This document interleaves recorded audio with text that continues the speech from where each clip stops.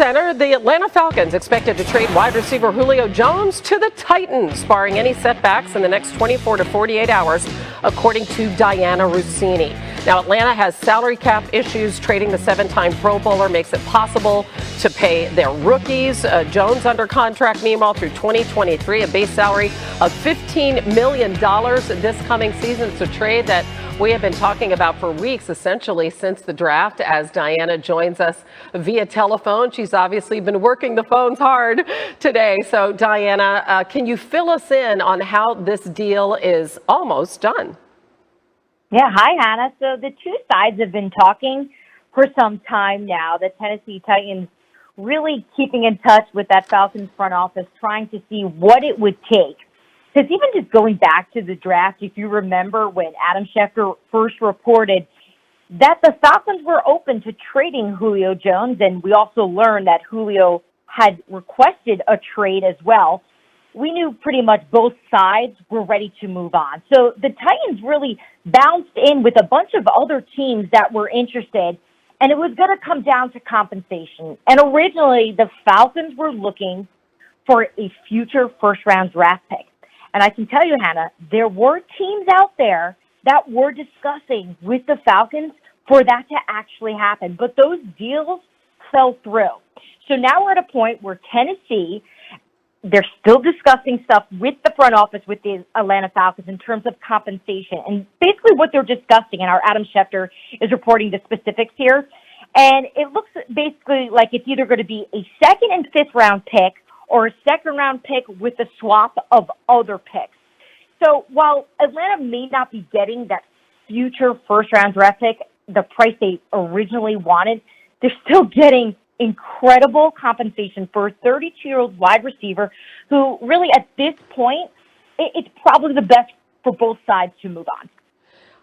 Very important, too, Diana, that they are trading him out of the conference, something that they no doubt would have wanted to do in an ideal case scenario. And very interesting that Arthur Smith actually trades Julio Jones back to his old team, the Tennessee Titans. So how does this deal really work out for both sides?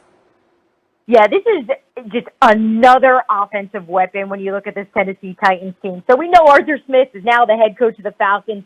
He was the offensive coordinator who was orchestrating just one of the best run games in the league. We know that the Titans have Derrick Henry, and obviously the number one receiver is A.J. Brown. They lost Corey Davis in free agency as their number two receiver. So now Julio Jones can step in here with not only his veteran experience, but when you take a look at the production of Julio when he's healthy, and that's really the key here, if he can stay healthy, he is still an elite receiver. So when you start thinking about, let's say, potential defenses blanketing A.J. Brown, double teaming him, it's going to be pretty hard to do now. If you know you got Julio Jones on the other side, and oh yeah, you got to worry about Derrick Henry. So while this offense was very productive last year with Ryan Tannehill leading the way, they can only take a step forward here knowing that they're really adding a huge key piece. And I can tell you, Tennessee is so psyched about this. The players have been campaigning for this for weeks. So A.J. Brown has looked up to Julio Jones his whole life. He's been messaging him on Instagram. Basically, he's doing everything everyone does in 2021 to get attention and get players to see that they want them. So I'm sure the happiest person right now in Nashville, Tennessee is Ryan Tannehill.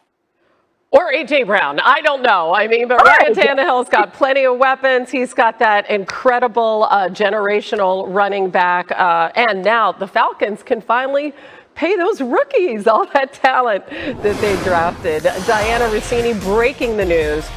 Diana, thank you so much. And when you look at Julio Jones and his place in NFL history, averaging more than 95 receiving yards per game in his career, easily the most in the NFL. He's put up over 10,000 yards in the totality of his career, right there above Calvin Johnson. Chicago Bears have a crowded quarterback room. Nick Foles is the past, Andy Dalton is the present, Justin Fields is the future.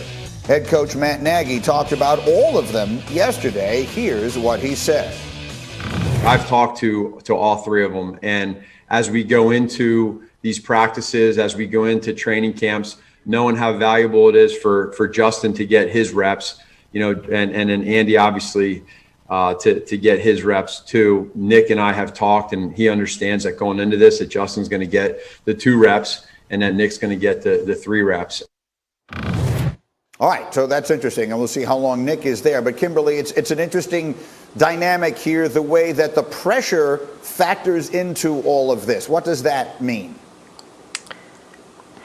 Yeah, Nagy said it's not surprising. We expected Justin Fields to be the number 2 in Dalton to start. But outside of LA, with Matt Stafford and Sean McVay, there's a ton of pressure within Chicago on multiple levels. You have Andy Dalton saying, I fully expected that they could have taken a quarterback, which they did. This doesn't change my approach. That's all well and fine. Andy Dalton knows he's on borrowed time. Now, if Andy Dalton struggles early, you look at the way that schedule sets up early on, it is a tough schedule the Bears have. So if he struggles, is the front office feeling the pressure to start Justin Fields maybe earlier than they should? Are they pressured to start him, wait until the bye and see what Dalton does? And then is Justin Fields ready when he does get on the field? I just think you've got a front office that clearly is about preserving their job security and also trying to develop a young kid. Sometimes those two just do not go hand in hand. Well, that's exactly right. And I think that's the concern that you have if you're a fan of that team. Jeff, what do you see? There's no preservation. This is a saving job for the jobs of Nagy and Pace. They understand. But here's my thing. Justin Fields, you go up to get him at 11. He is your answer, right? Like, this has to be the guy. You've kind of put your career on it now. When you see what happened with Trubisky, he's now gone. You bring Fields in. You have to show the organization you're trending in the right direction. I don't think Andy Dalton does that to you. Listen, he was in Dallas with a very good offense, and it's kind of just mediocre, right? He's, 14 touchdowns, 8 interceptions, kind of the way his career has gone. Will he be more stable early on than Justin Fields? Probably. But does he bring the excitement and the ability to really advance that Matt Nagy offense like Justin Fields? No way. So I'm going with Justin Fields. We're going to ride through the tough times together, but ultimately try to show the organization and our fan base, hey, we're trending in the right direction with Justin Fields. He's going to be our franchise guy. He's the player that makes the difference for us. He's riding Justin Fields. Who are you riding? I'm going with Justin Fields, too. I mean, that's why they moved up to draft him. I mean, he's going to be the guy that saves Matt Nagy's job. I mean, if Justin Fields doesn't start the majority of the games this upcoming season, then you're probably talking about Ryan Pace, their general manager, and Matt Nagy looking for another job in the 2022 offseason. So to me, Andy Dalton is one of those guys that can do a good job when everything around him is ideal. You saw that last year in Dallas. But that's not going to be the case with the Chicago Bears. Their offensive line is shaky, and their skill position players leave something to be desired. You need a quarterback that can be dynamic, somebody that can offer you the opportunity for off-schedule plays, second reaction plays, being able to get more explosion in your offense. To me, that's Justin Fields. That's not Nick Foles. That's not Andy Dalton. Matt Nagy needs to stop playing himself. They've got to get Justin Fields ready to go. If he's not ready right now, you make sure that you get him ready to go by week 1. You build an offense around what the kid does well. All right, we'll see how. Yeah, I've got nothing to update Rob on that situation, and you guys all know how we feel about it. Do you expect him to be here? It is mandatory. Yeah, I don't know. We'll see come Tuesday. To be clear, that question is being asked about next week. Do you expect him to be here next week when it's... Look at the laugh. I was going to start with Kimberly, but Jeff, if you're laughing like that, I have to cut. What did you find funny about that? Heck no, he ain't going to be there. LaFleur knows that. LaFleur is like, man, you keep asking me the same question. What else am I going to say? We all want him here, right? Like, all 5 of my receivers didn't show up because of my guy. It was like, the Packers front office and Aaron Rodgers, who are you going to side with? Well, all the guys sided with Aaron. That hurts your feelings a little bit. Now, when it comes money time next Tuesday, I expect all the receivers to be back working with Jordan Love. But at this point, he understands that the line in the sand has been drawn, and all his guys are on one side.